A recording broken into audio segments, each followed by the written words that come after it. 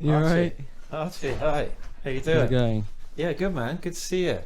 Good to see you too. Sorry, I just need to get my hair out my face because it's just It's completely in my grown. face right now. It's grown since I last saw you. Yeah, it's You've been nourishing it. yeah. That's It's getting very long. The lockdown haircuts that's good. becoming very real. You'll have to you'll have to let me know your nourishing secrets. Just a bit of conditioner. So how you Doesn't been? do the trick. It's been a couple of weeks. You've been busy? Yeah, very busy actually. Getting the Awesome. final send off of the short film that I'm working on. Okay, And cool. then also we've now almost sent off the spoken Almost. word piece that I was working on. So Okay, cool. yeah, and doing trailers and stuff for all of that. So Uh-huh. busy, Okay. busy. And for the Uh, trailers, are you doing stuff from scratch, or are you kind of editing up the stuff that you've done, or how are you doing that? Um, for one of the trailers, they've used one of the pieces that I'd already made, Mm-hmm. but yeah, for the other stuff, we have they're just sending me the edits and I'm writing the music for it. Mm-hmm. They really want kind of dramatic stuff for that, which is Yeah, yeah, sure. quite fun. So Do you like yeah. that? I mean, what do you have a favorite sort of style? Do you like the dramatic stuff, or you like the moody stuff, or what do you like? I kind of like the moody stuff or the kind of um, the soft stuff, you know. Yeah, The yeah. dramatic stuff is still lovely and it's still Mm. well made and everything, but I don't Mm. know, not my style. I think you Really. can put more into the slower stuff, can't you? You can put more Definitely, emotion in somehow. definitely. You know, you can feel the space between the instruments and the sort of harmonic space and 100%. everything. I think much more. It's Yeah, it's nice to kind of create like a soundscape almost Yeah, as opposed to like just boom, here's the wall of sound yeah, kind of thing. yeah. That's Yeah. right. I mean, I've always whenever I've um, tried to create music, I've always naturally gone for the more melodic, more not melodic, but more slow tempo, where you've got more Yeah. space to kind of I don't know, even for listening. I mean, although of Kind of course stripped down. yeah, but more about. I mean, sparsity is good, but Yeah. also about tempo. About even if it's quite rich in terms of sort of arrangement, it it's also about the tempo, and the Yeah. fact that you Yeah. can let things linger a bit. You can Yeah, yeah, let things hang in the air instead of just like that's done. Next. You know, yeah. I like that. I like Yeah. that when you hear something kind of linger and sort of fade out or kind of die at the end or whatever happens. I don't know. It's kind of interesting. Yeah, yeah, very The much the so. the, Yeah, the ends of notes. I think you often miss that with the more intense stuff. yeah, yeah, that's true. That's true. You get the sort of transient, you get the sort of impact, like Yeah, wow. it's all about impact, yeah, Yeah, for that yeah. kind of thing. So After you.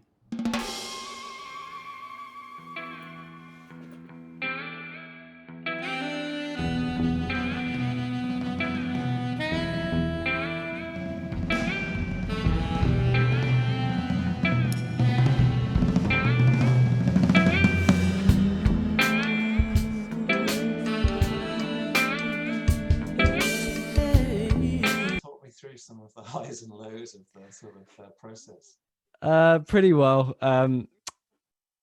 For the most part, really smoothly. With the short film, it's been the name of the film is Four Queens. So it's been it's been a long process, and to watch it back on in it's only a 25-minute or so film. Hmm. It feels so weird. It feels like wow, I spent over a month working on this day in day out, and here it is, just just Yeah. like a short film in front of me.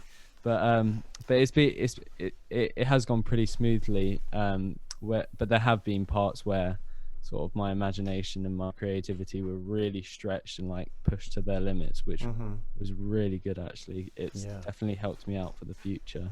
That's great. And why were they stretched? Was it because it was trying to convey something that you'd never tried to convey before, or Yeah, what was it? so there'd be like there's a scene where it's a poker there's like a poker montage. They're playing poker and like messing around and stuff, and for that he wanted a kind of like upbeat funk kind of thing.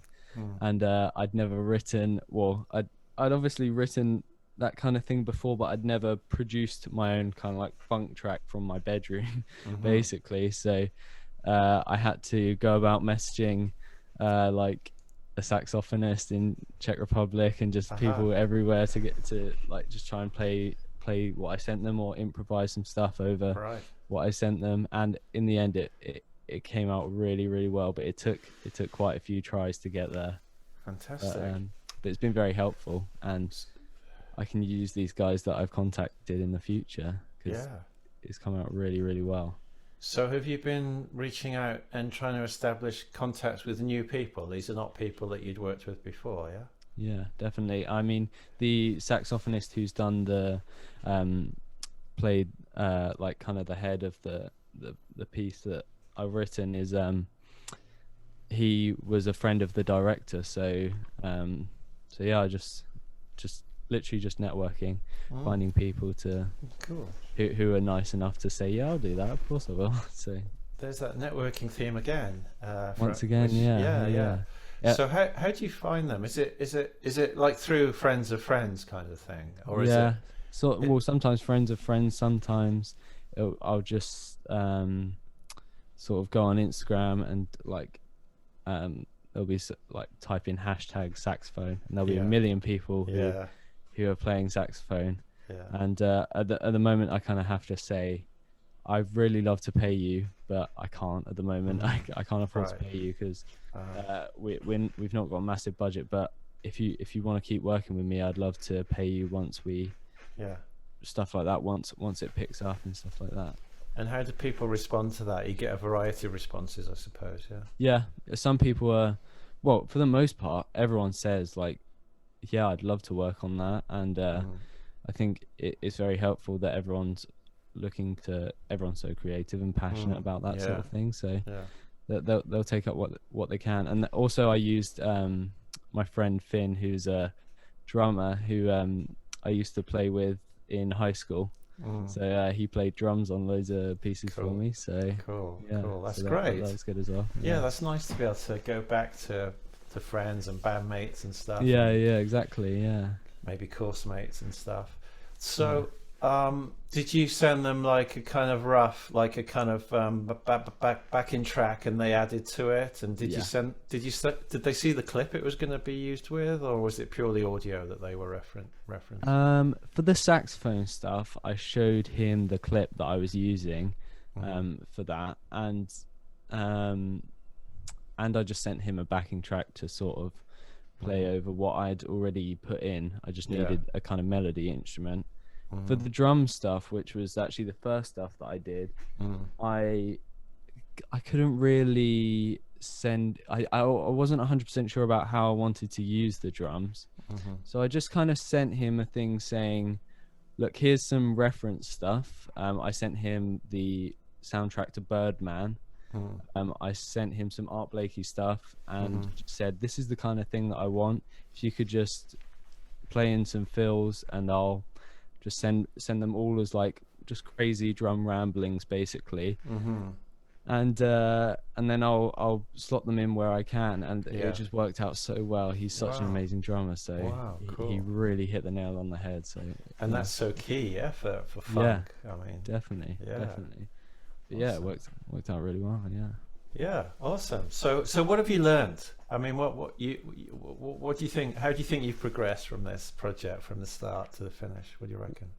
Well, being resourceful definitely is a big thing, kind of, because I think before I was a bit like, to get a bit further, I just need this library or this piece of equipment or whatever. But really, really make it like stretching your resources to their full, basically. And because there'll be so many people out there who, like you, want to strive towards a kind of goal. So just really making use of the wonderful people that you can work with, and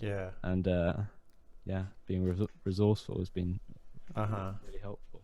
And do you think that the lockdown situation is making it a bit easier to find people in a sense? Possibly, yeah. I think because people are saying, well, they're stuck indoors. They've got nothing better to do right now, really.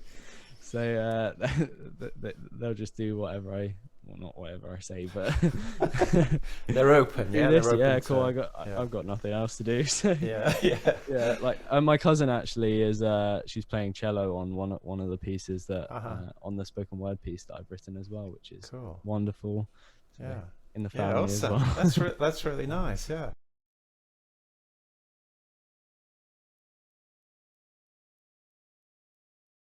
I Catch You, the spoken word piece, will be on my website. Including the reading, yeah, including the actual, including the reading and everything. Cool. It's wonderful, and the visuals were shot last week for it. I catch you.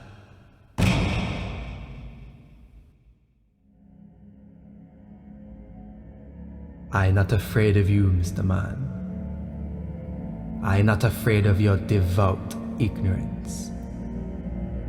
Think it make you special?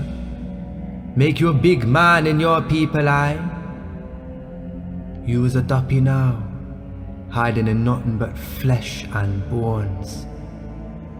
You never should assume the bad man swagger save you.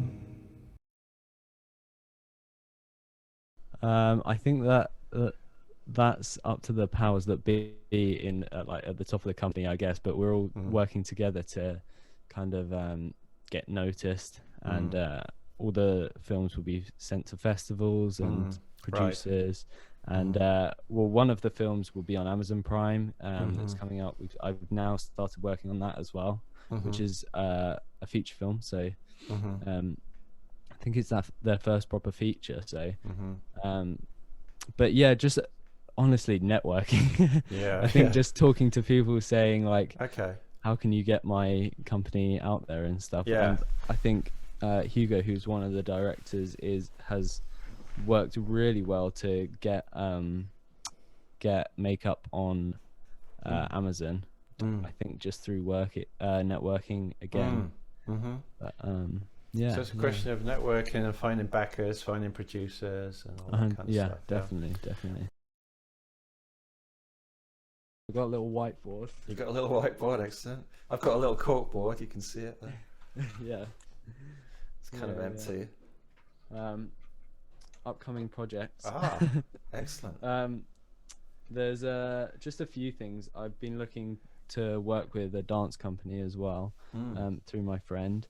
My friend has contacted me about doing sound, because I've worked in sort of boom operating and stuff on set for a new feature film that he got contacted about. Again, QTube is on there as well. Oh, wonderful. What's it doing at the bottom? It is important. It is important, but it's just it's a running thing. So bloody outrageous. And then this is the up here we have Solace and Stellai will be the next upcoming spoken word pieces as part of the whole project. Okay, so it's the same person, yeah. And, yeah. I think Solace needs to be at the top of my list as well, but. Pardon? Solace needs to be at the top of my list as well, but in a slightly different sense. Okay, cool.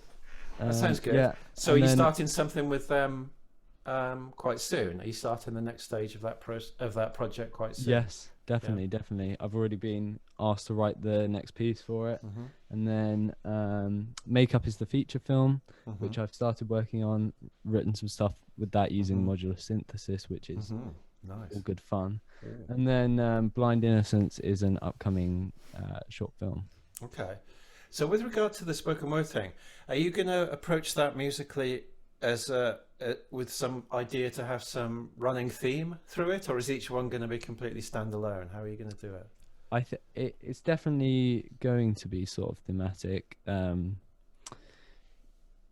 but I mean at the same time, so the first, actually, just to say, the first piece was Luna, which you can find on YouTube. I'll send you a link to it. But I didn't write the music for that. That was already a piece of music that my friend was inspired by, and sort of filmed this dance to. So he asked me to write a piece for the next part of that series. So I'll be writing that kind of thing, and this is sort of just literally just piano pieces, just very relaxing piano pieces, and there's some dance, and there's obviously dance in the video. It's very, very gorgeous. So I'll send you that, and yeah, so it'll just be pretty chill piano pieces for that, I think, which are they're very nice to write. They're very relaxing to write, I think. Yeah. And to listen Hair's to. come back. Oh my God, the return of the hair. And Return of the hair.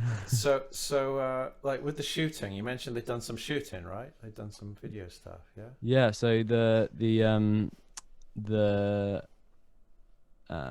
the short film for Queens, I actually did sound work on that, like sound recording on that, on the set, and that's when they asked me if I wanted to work on the music after I showed them my stuff and stuff. So yeah, excellent, good stuff, Archie. It sounds brilliant. Yeah, Cheers, so man. things are moving forward. Yeah, you're happy? Definitely. Definitely. I think it's the kind of thing of create your own work at the moment, and at some point it's going to support you. Yeah, definitely. So how do you approach it on a daily basis? Do you have a routine, or you're kind of spontaneous, or how do you do it? It pretty much sticks to a routine. Wake up about 8 o'clock, 9 o'clock, depending on how I feel, and then I'll tend to need to nip to Sainsbury's to grab breakfast or something. So go on a walk, listen to some music or a podcast, get me ready for the day, and then just crack on with whatever I have to do that day. I tend to try and keep my weekends free, but someone always wants me for something, I think. So then the weekend gets pushed to Monday, Tuesday, or whatever. But yeah, it's kind of on my own schedule right now, which is good. But and what about your sort of musical development? I mean, do you have any kind of routine for that, for like practicing, or for sort of studying, or for, I don't know, watching master classes? I don't know. Is there anything like that? Do you build that into your schedule at all? I definitely do. Kind of the downtime will be spent watching a film that I've heard great things about, or someone suggested to me, or it'll be watching some sort of Spitfire audio. This is how you write a piece for whatever, and analyzing film scores, that kind of thing. Cool. And then just playing video games after that. Cool. Yeah. Something I've never got into, actually, and really? I don't want to try, because I don't want to get sucked in. Do you know what I mean? Yeah, it's very addictive. But then again, I'm playing guitar and stuff, and piano, learning new piano pieces, and also I try, outside of everything that I am working on, I try and write a piece or a couple pieces per week for myself. Really. Cool. Nice. Just to develop and release at some point. So, So are you kind of in the background working towards some kind of album or something? Something like that. Right. I've had album ideas in the past, but I think lockdown has definitely made it hard to write that kind of thing. Personally, because I can't sing. I'm not a singer. And but I've worked with loads of singers, so it's just an idea of getting them in the studio to my house to record and stuff, which we can't do right now. So cool, good and stuff. Then actually I got called for a piece last week that's going to be an animated show, and I'm going to be helping studio record the voiceovers and stuff. So just little stuff here and there, just keeping me busy. So how will you do that with the lockdown? What's the actual physical process? I mean, well, we're actually at the moment they're just counting costs and budgeting and stuff. So that's going to take a few months anyway, and by then things will be freed up. And, let's hope so. But yeah, they've said end of April for sort of starting the project, but I think that'll probably be pushed back anyway. So would they come to you, or you'd rent a studio, or what would you do? They said to me that they'd love to rent a studio in London. I'm not in London at the moment, but I can be when things open up a bit. Yeah. So they wanted to rent a studio, and I said, look, you can spend loads of money in the studio and spend loads of your time trying to get the best quality possible, or you could just invest in some good gear for the same price that a studio might charge you, and we can record at someone's place. Like acoustically treat the room, get a nice microphone audio interface, all it takes really to get good voiceover. I think for voice, you know, especially if it's spoken as opposed to sung, I think that you can definitely get amazing results at home, you know, with the kit. Definitely.